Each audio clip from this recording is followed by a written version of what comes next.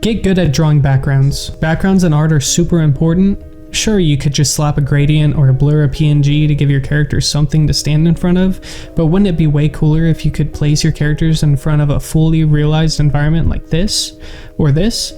Well, today you're going to learn how to practice, study, and create backgrounds that actually enhance your artwork. Before we start drawing, you need to understand the very basics of perspective, starting with the horizon line. The horizon line is essentially your eye level in the painting. It's a big deal because it determines how your viewer will perceive the scene.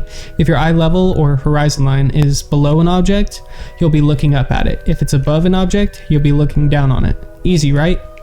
Here's a quick example. Imagine a cylinder. If your eye level is below the cylinder, you won't see the top of it, but if your eye level is above it, you will see the top. So when you're placing your horizon line, think about how you want your subject to feel to the viewer. If you're doing a shot from a mouse's perspective, the horizon line would be super low. If you're doing a bird's eye view, the horizon line would be very high. This is also a great trick for showing scale. The lower your horizon line, the taller and more powerful your subject will look. Now that you got your horizon line, it's time to place your vanishing points. This is where the magic of perspective really kicks in. You can have up to 6-point perspective, but honestly, you'll mostly only use 1, 2, or 3-point perspective for backgrounds. 1-point perspective is where you place a single vanishing point on your horizon line. Any lines receding into the distance will converge to this 1 point. Horizontal lines will stay horizontal and vertical lines will stay vertical. 2-point perspective. This time, place 2 vanishing points on your horizon line, usually far apart because you can get some warping if they're too close.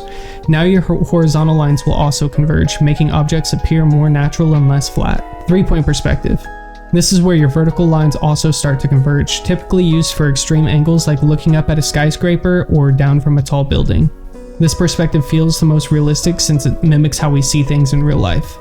A good exercise to practice perspective is to place a vanishing point on the center of your canvas and draw boxes above and below your horizon line. This will help you understand how objects change based on their placement. Now that you've got perspective down, it's time to build your background. If you're using Procreate or any similar software, there's a super handy tool called Drawing Assist that automatically snaps your lines to the vanishing points you set.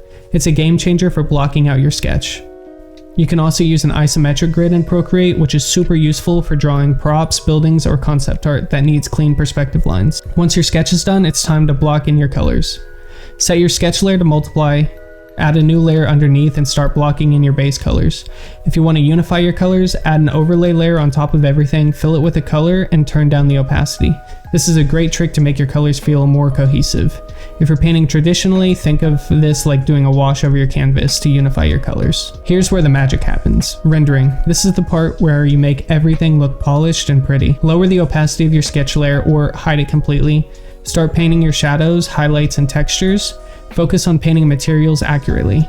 This is where your style will really shine through. Rendering can take a long time, and that's okay. The more time you spend refining your background, the better it'll look. Don't try to pull backgrounds out of your head. Use reference images whenever possible. Look up real-world environments, movie screenshots, or gamed concept art. It'll drastically improve the believability of your backgrounds.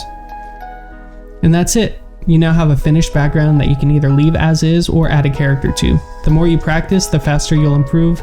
Backgrounds may seem intimidating at first, but once you break them down into simple steps, perspective, sketch, block in, and render, they become way easier. So get out there, start drawing, and make some awesome backgrounds. Can't wait to see what you come up with. Peace.